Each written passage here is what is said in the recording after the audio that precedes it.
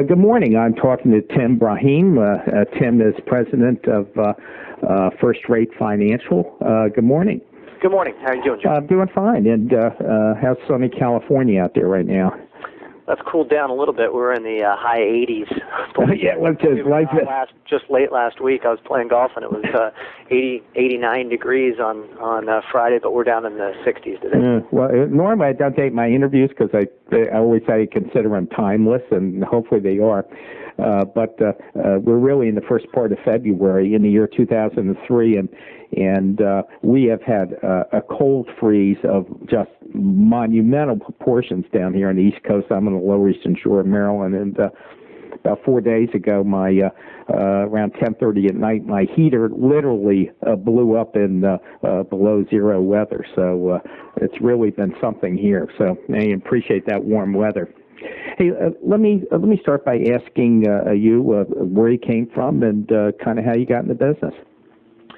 Well, I think I went through the normal traditional training to become a loan officer, the farm system, if you will. I started in the supermarket business when I got out of college, and that naturally led to the obvious produce section. I mean, I think the prerequisite for being in the mortgage business, John, is to fall into it, and that's exactly what I did. Sure.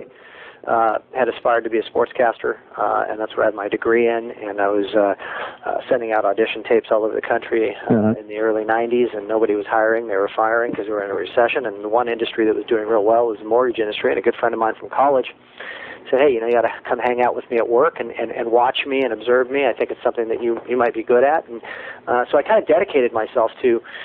And I think there's a lesson within this commentary, which is that I dedicated myself to being a student first, and then trying to tackle the profession second. I think that a lot of loan officers, unfortunately, have a very difficult time getting out of the starting blocks in the first place because they have this unfortunate pressure of having to try to make a buck and earn a living, and they cut a lot of corners, and they don't learn the basic essential ingredients to being a great mortgage professional before they put that pressure on themselves of trying to be a superstar. And I continued to work in the supermarket business for about 4 or 5 months while I was learning the trade, and really just observed a lot and watched and asked a lot of questions. Treated it like it was a full-time job, spent all day long, 40 hours a week for about 4 months, just watching two guys in particular and really learning how to qualify borrowers and how to deliver the proper presentation and articulate myself and educate clients, etc. So when it was time to sever the umbilical cord from the supermarket business, I was able to do so with some confidence that I had a few loans in my pipeline, etc., and some of the pressure was taken off. Yeah, well, in sales they say there's really only two pieces once everything's distilled, and that is know your product and know how to close. That's it. And product knowledge, you're right, so many loan officers get started in this business the wrong way, and the wrong way, which is often the typical way, unfortunately, is, you walk through that door and they give you the book and shake your hand, and here you sit next to Mary Lou for 2 days, and, well, we think you're ready, and, here's your territory, and good luck. Well, and let me add to that I often say that, any good salesperson, of course, is going to have a passionate belief in their product, and they're going to know their product well, as you've just articulated. And I think that in the mortgage business, there are two products. There is the product of structuring loans, guidelines, et cetera, the interest rate, the commodity, et cetera. But a more important product, perhaps, is the real product, which is you. I mean, because in the mortgage business, not unlike many other industries, you're selling yourself. And the only way you're going to be a great salesman or saleswoman of yourself is if you have a very high belief system in yourself, and that's not something you can fake. It's internal.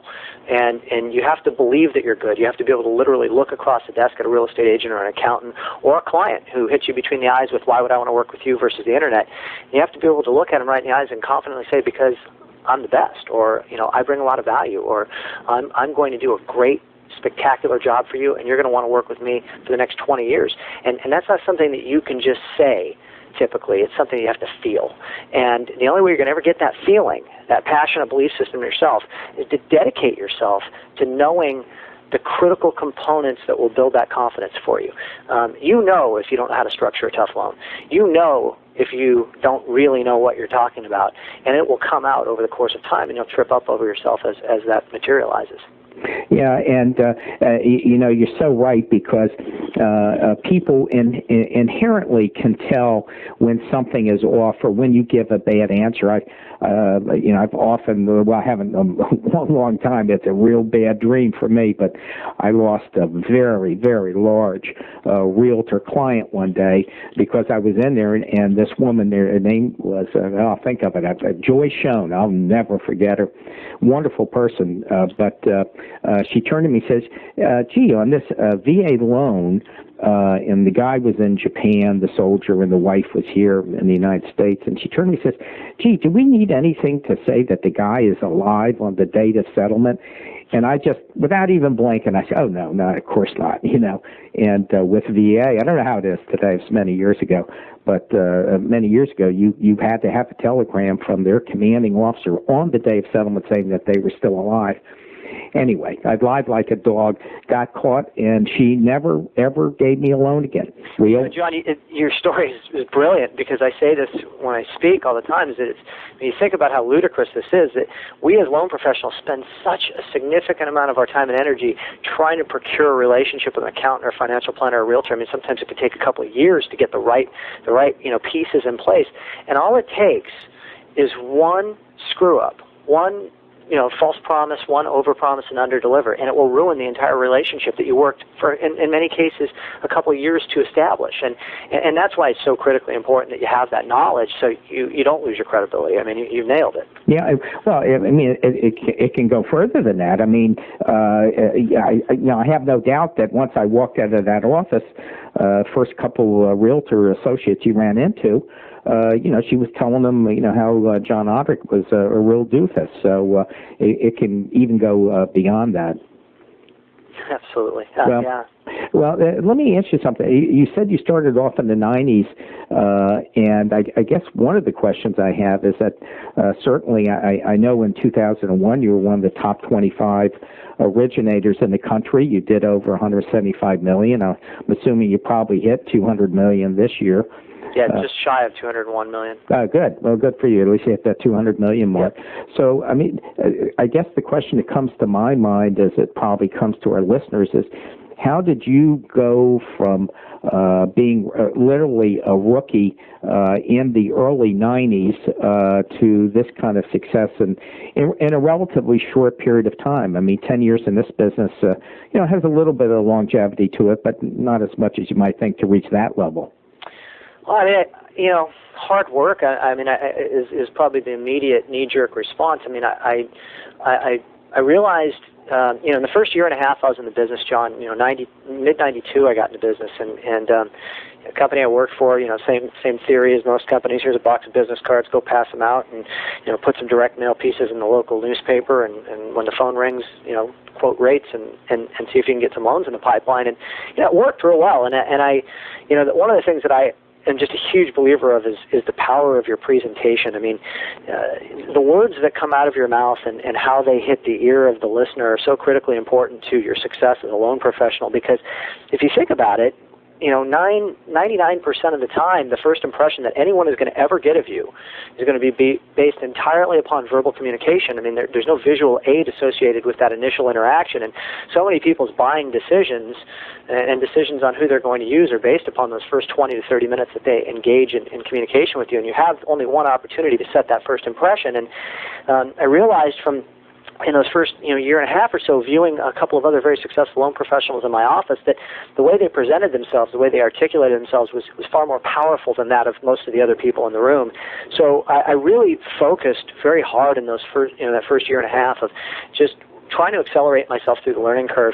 Anthony Robbins tells a great story about how when he first started in public speaking in 1984, it was the typical goal of his peers to book themselves to speak 48 to 52 times a year, so roughly once a week. And if you could book yourself to speak once a week, you were doing the right thing and getting yourself in the position to become a successful public speaker. Well, his philosophy was real simple. I want to book myself to speak 3 times a day. And it doesn't matter if the group of people that I'm speaking to is a group of 100 or a group of 1. What's more important is that I'm delivering my presentation over and over and over again, and at the end of 2 weeks I will have as much experience as someone would normally have in 1 year. And I treated my business very similarly in that regard, in that when, in those early stages I flooded myself with leads, because my feeling was the more people that I talk to that need to borrow money, the more articulate I will become, the more valuable I will become, the better, the better resource that I will become to prospective clientele. And so in that first year and a half, I mean, the phone just, I made sure the phone rang off the hook. I mean, if it wasn't ringing and I wasn't buried with leads, I'd put out more ads, and I just invested back into it. And, it was a simple formula. I mean, I was closing roughly 20% of all people that talked to me, and, that conversion ratio is, I guess, industry standards. 1 out of every 5 people that called, I turned it into a paycheck for myself. But then came a point in time where, in '94, I got smacked in the face pretty hard. I mean, all of a sudden, it was a reality check, and we're going to have one of those years coming up pretty soon, I have a feeling here. I'm just kind of sensing it. We're near a bubble with mortgage rates being so low, and loan officers will tend, as I did at that time, to get caught on their heels and go, oh my gosh, what happened? I mean, it's dead around here, and I got a lot of free time on my hands, which was my position back then, and it forced me to reevaluate this job that I thought was so easy for the first year and a half of being in the business. And I was doing 5-6 loans a month. I was making almost $100,000 or right around $100,000 a year at the age of 26. I mean, I was loving life. It was great. But all of a sudden, '94, my income dropped in half, and I realized, wait a minute, the days of just taking orders and the phone ringing are over. And if I'm going to be in this thing long term, I need to start evaluating the value that I bring to these relationships and the depth that I go into these relationships so they can be long-lasting ones. So, roughly in 1995, when I started to really kind of get it together and kind of refocus my business model, was when things really started to take off and evolve. And a part of that process was me coming to the revelation I should say, that if I'm closing 1 out of every 5 people, John, that I talk to, and I want to double my income, instead of putting out twice as many direct mail pieces or telemarketing phone calls, maybe I need to evaluate why it is that 4 out of every 5 people are not saying yes. And it might very well be a subtle change or a tweak or a modification or a line or a phrase that I'm not using or hitting hard in my presentation skills when I talk to someone for the first time on the telephone that could have a profound impact on the way they view me, on the value that they perceive that I'm bringing, and my success ratio ultimately. And that's something that I've taken seriously my entire career. I mean, I've gone so far as to put audio cassette recorders on my desk and record myself presenting to clients on the phone. I mean, it's just as simple. I mean, if there's anything I can teach anybody listening to this interview, do that. Go to the drugstore, buy a cassette recorder, put it on your desk. There's a saying that my friend Barry Habib said to me several years back that's a really profound one, which is that you get better and your tapes don't. And there's a lot that you can learn from listening to yourself. And then, listen to those tapes on the freeway, on your way home, in your car, from work, and evaluate the words that are coming out of your mouth. Ask yourself the important question: How can I be more impactful? How can I change the way that I've just articulated that? What's something else that I could say that would make someone really feel comfortable in saying yes to working with me? And then the byproduct of that is just an ever-growing conversion ratio that is now at 86.7% for 2002, at least. That's my last calendar year. And when you think about it, I mean, if you can convert almost 9 out of every 10 people that you talk to into a closed loan, you're going to make a lot more money, obviously, than when you're converting 1 out of every 5. So that's what I would put a lot of credence in that, and I mean, a lot of other marketing techniques. But I mean, that's probably had the most profound impact on my career. Yeah, I think also, I mean, that's nothing more than a version of standing in front of a mirror and pitching yourself. One of the most successful salespeople I ever knew was many years ago. His name was Paul Carvin. That's what he would do, and he would get in front of a mirror. I didn't live with the guy, but I knew people in the room with him, and that's exactly what he would. Every morning he would get up and he'd pitch himself in front of that bathroom mirror. They said it was an amazing thing to see, and he was just so good and so smooth, and I mean, he just really had it all together. He was just a very critical. He would always listen to tapes in cars. He was always trying to improve himself, even though he was the top salesman in the group. Yeah. I mean, it's all about evolution. It's about not ever feeling as if you are done, and that you've reached the apex, and that you're at the highest point you can possibly be, because you never are. I mean, we as human beings are constantly looking to evolve and get better, or at least we should be. And Tony Robbins said something else in that same article that I read that really was, hit right to the straight of the heart of the matter for me, which is he said, I get very frustrated when people accuse me of being having the gift of being a great presenter or being articulate, and I've been accused of the same thing. It's hard work. I mean, I didn't wake up, at the age of 26 and become an articulate individual. I practiced a lot. I just really dedicated myself to practicing, and the byproduct of that hard work is obviously something that's been very beneficial to me and my family. But none of you listening to this should feel like if you're listening to me and saying, "Gosh, well, he's a pretty articulate guy," don't think that just came naturally. I mean, that just comes from a lot of practice and a lot of focus on those words that come out of my mouth. Yeah, another version of that tangential, and that is that the best pitch is a can pitch, but there's a caveat to it, and the caveat is that the other person never knows that it's a can pitch. Yes, absolutely. Well, I want to kind of jump to something else. This is a little bit of a different interview. Normally I'd go on and we'd be talking about your staff and some of the little things that you do, but I really want to kind of launch into something that I was very pleasantly surprised. I don't know who I was talking to. It could have been Barry Habib. In fact, I think it was. He sent me an email one day or called me up and he said, there's this guy, Tim Braheem, blah, blah, blah, and you really need to go take a look at this website that he has. It's called loantoolbox.com. Now, I can chill for the best of them, but I actually went out there and I took a look at this site of yours, and it's called loantoolbox.com. And I even called up and asked your girl if I could get in and take a real hard look at it as a professional, since I'm not a loan officer. And I was frankly just amazed at the quality of it. And I just wondered if you would kind of cover some of the basics of what the purpose of this is. And I just found that I'm not sure I want to even get into it. I mean, I thought it was just wonderful in the amount of quality information that you brought to loan officers. And I should say it is a for-profit site. I don't know how many people you have on there, but I assume it's quite a bit, and hope you make a ton of money off it. It really is good. But I just wonder if you talk about it for a little bit, and who your target audience is, and how it evolved, and let's spend some time talking about that. Well, first of all, thank you for some really kind comments. Well, if I didn't like it, I wouldn't even mention it. I appreciate that. Barry had a lot to do with it. Maybe some of you know who Barry Habib is. He's a pretty well-known guy at this point in the industry, and he had come to me about a year and a half ago and said, Timmy, you have a lot to teach, and there are a lot of people who feel like they can learn a lot from you, and you really need to think about putting something together that can help loan professionals become better at what they do, and kind of make the transition from being a student to being a teacher. And after deliberating over it for a while and not feeling terribly comfortable with having a product, I kind of overcame that and decided to start outlining initially what were all the questions that people ask me after I'm done speaking, or I write an article for a magazine or something like that. What are the questions I get nailed with on the elevator or out at the pool or whatever at some speaking engagement that I do, and because those are the questions that ultimately the audience is not getting answered from the stage. And as things evolved, I kind of turned it into everything that I've ever done. So essentially the initial salvo of loantoolbox.com was, or the initial outline, if you will, was everything that I've ever done from June of 1992 until the present, and as I continue to get better as a loan officer, so will the toolbox continue to evolve. So it's everything, John, from in excess of 45 scripts of things that I say to clients on a daily basis on the telephone, how to explain negative amortization, to how to answer the question when someone says they want to double app you, to how to communicate to them why it is that rates went up today even though the Fed lowered them yesterday.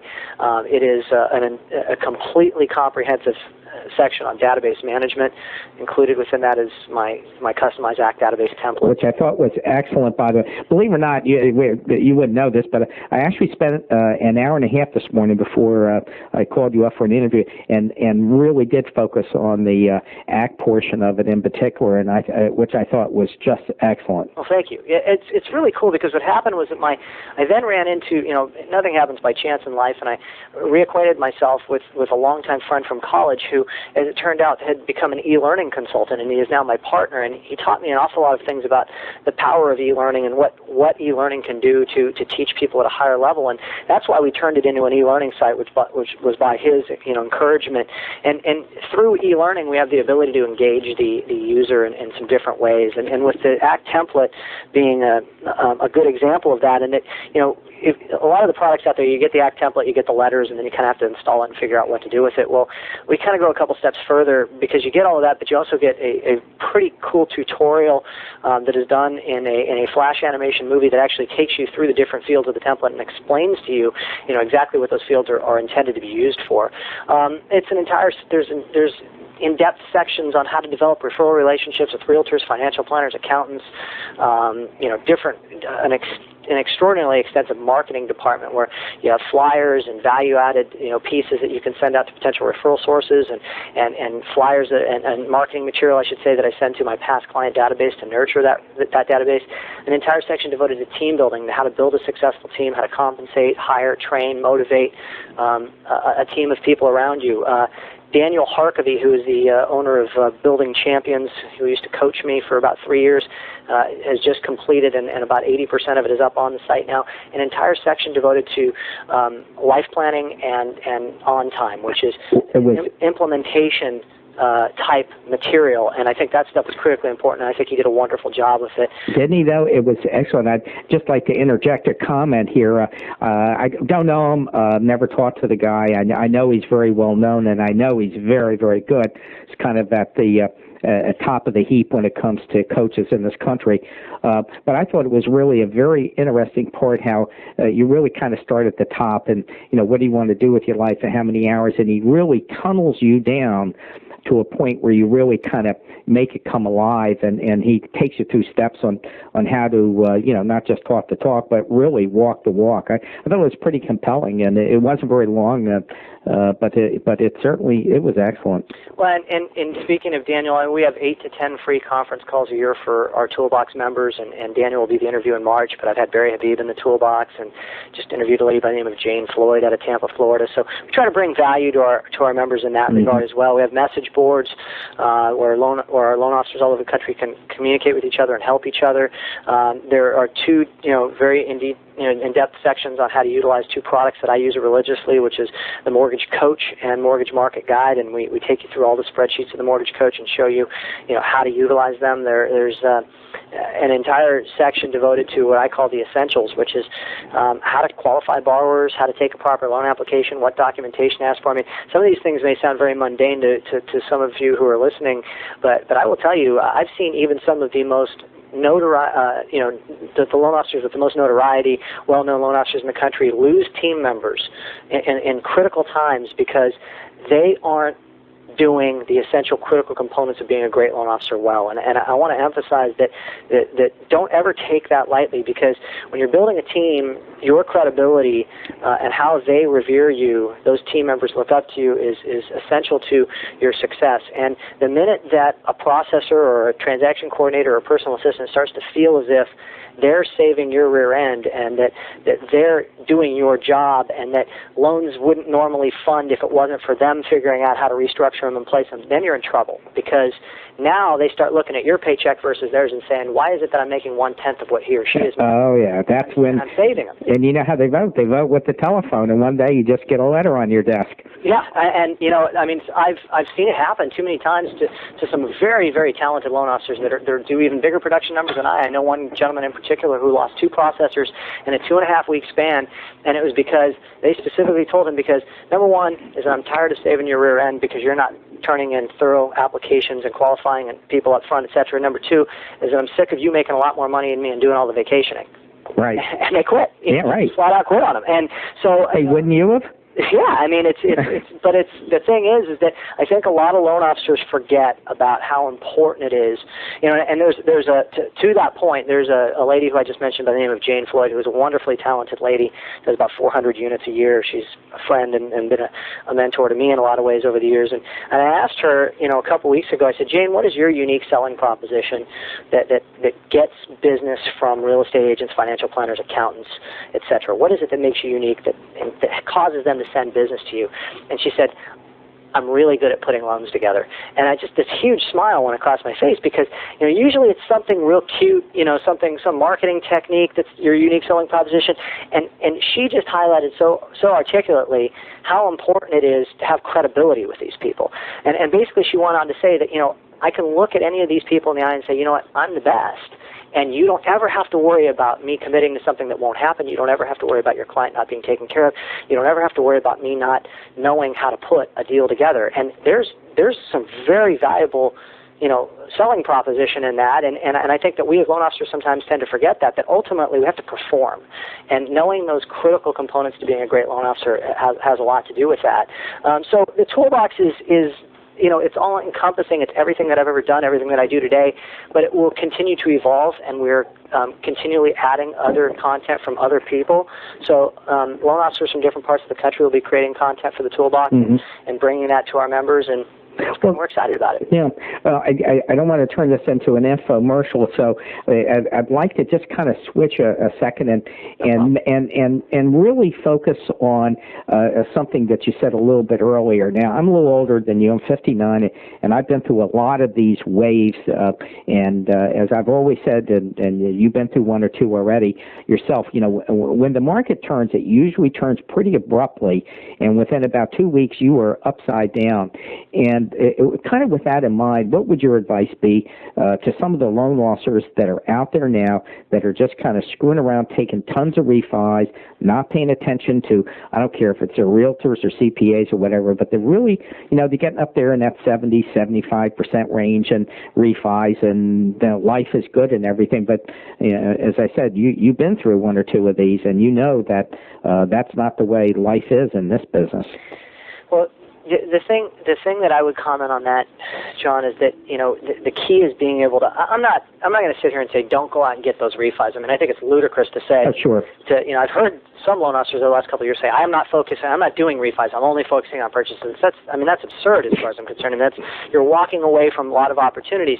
But the important thing is that you are continually keeping your ego in check, and that you think that you're king of the hill right now because you have 20 loans in your pipeline or whatever it is that you have. Do this exercise for a second. Look at your rate sheet today and increase the interest rates by 0.75% to 1%. And then ask yourself this question. If that happened tomorrow, what would happen to your business?